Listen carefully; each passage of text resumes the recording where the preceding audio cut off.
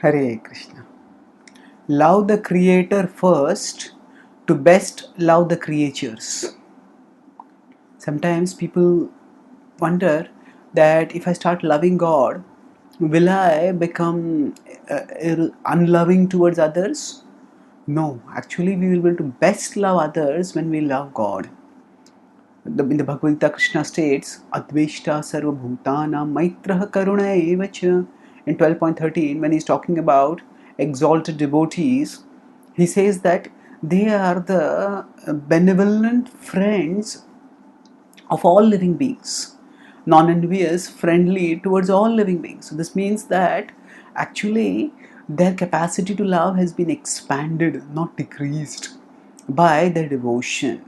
So when we love someone, at that time, if we are loving only that person, then we become emotionally dependent on that relationship. And when we are emotionally dependent on that relationship, then we can't always act with integrity.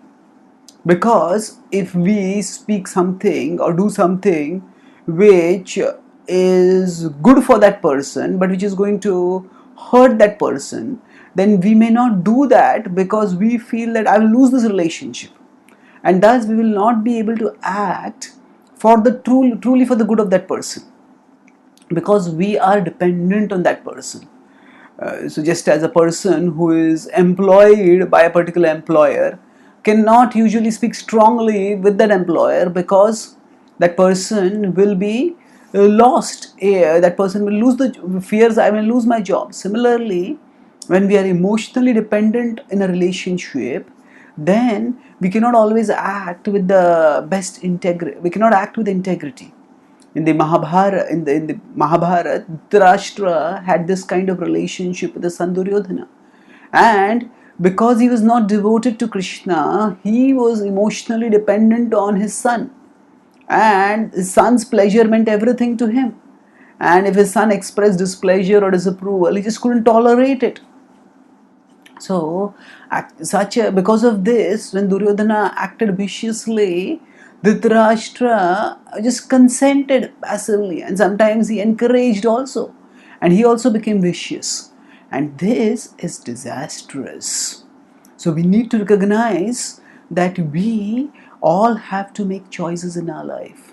And when we love God first, when we love Krishna, we by loving Krishna, we get emotional fulfillment. We, by our connection with Krishna, we get inner strength.